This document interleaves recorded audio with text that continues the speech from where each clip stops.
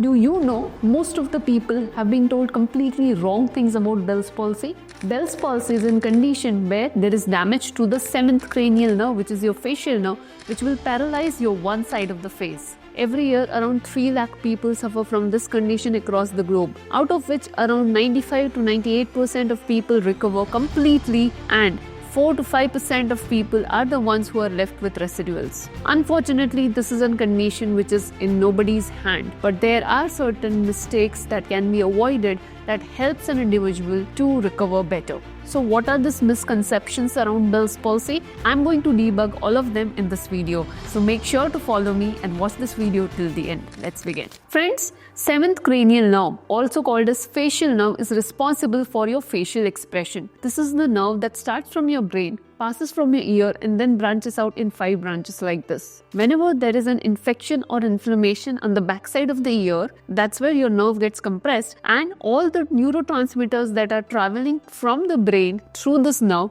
gets blocked, and the function of the nerve also gets affected. Due to which, when a person suffers from Bell's palsy or facial paralysis, entire one side of the face will be completely paralyzed. Along with that, there will be some additional symptoms like watering from the eyes, inability to blink, and loss of taste sensation from the tip of your tongue. At the same time, the person will be sensitive to sound. Sometimes he or she might also experience pain in the back of the ear and headaches as well. But the problem is, the condition is something that needs to be managed over a period of time. This is not something where you just take a medicine and automatically the movements will come back. Some people might recover in 1 day or 2, and some might take a long time. It all depends on how severe was the damage to the nerve and how was your immune system. But there are few things that you should definitely know about this condition. The first thing that you should definitely know about this condition is that this condition is due to the inflammation on the nerve. Maybe that inflammation could be coming from an infection or is compression on the nerve, right? So the solution to this problem is, the sooner the compression is out of the nerve gets an opportunity to rebound or come back to its original position or shape, and your movements will come back. Any electrical stimulation will not bring back this movement. So electrical stimulation is not the key to bring your movements back. So that's the biggest myth that you would have heard. Electrical stimulation's main purpose is to restore and maintain the facial muscles property. That's why please don't believe in the fact that electrical stimulation will bring back your movement. The medicines that you take, in fact, is responsible to bringing back your movement. It's very important that you take your medicine in first 72 hours itself, so that the chances of your nerve to come back is better. The second important thing that you should definitely know, that exercises are important, but exercises are also not the factor that will bring back your movement. Yes, you heard me right. You would receive this advice from a lot of people that the more you exercise, the more faster you will recover. But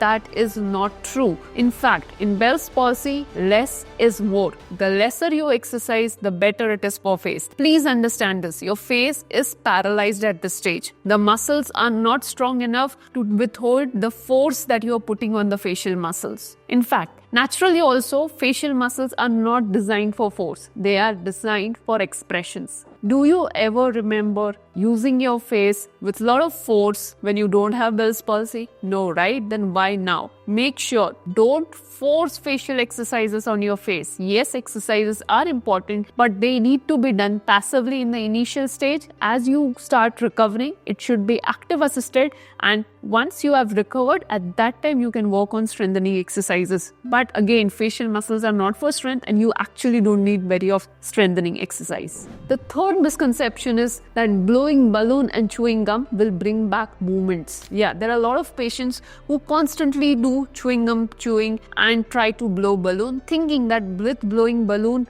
your facial movement, especially the muscles around the mouth, will start functioning. But again, that is not true at all. Your facial muscles are absolutely weak at this time, and if you give resistance like chewing gum and blowing balloon, this will impact your recovery process and will force the facial muscles to move, which eventually can lead to a sequel or secondary complication of Bell's palsy, which is called as synkinesis. So make sure to refrain from chewing gums and blowing balloon. Those two are exercises definitely we recommend. I also recommend to the patients many a times, but definitely this is not something that you should do in your initial phase of Bell's palsy. So please see a physiotherapist, get their advice, and then only start your exercises. The fourth thing that you should also know that avoiding medication is not the key. There are many people who think that Bell's palsy recovers on its own, and that's why there is no need to take medication. That is also not true. You need to take your medication. Your steroid dosage in the initial days is very important to get rid of that compression that is falling on the nerve.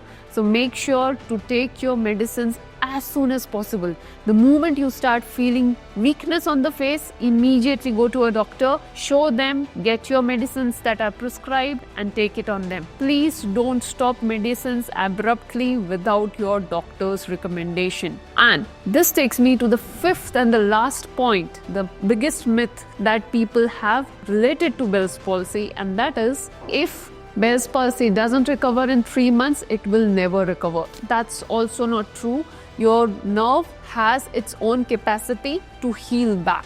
What stops you backward or why you not see movements coming back on the face is the fact that there are a lot of other complications that starts coming on the face. This complication fades away the improvement that is seen on the face, which is not evident, and you feel that you have not recovered. But slowly, every single day, there will be small improvement that will happen on your nerve and you will recover from Bell's palsy. So please remember, don't believe in this fact that if 3 months are done or 6 months are done, then you will not recover. So these are the 5 important things that you would have heard wrongly or understood wrongly related to Bell's palsy. Now let me give you some important tips that you should keep in mind when it comes to Bell's palsy. Whenever you suffer from Bell's palsy, first thing you should do is see your doctor as soon as possible. Take it as an emergency and see your doctor. Start your medicine dose as soon as possible. Number 2, tape your eyes regularly. You need to tape your eyes because you are not blinking,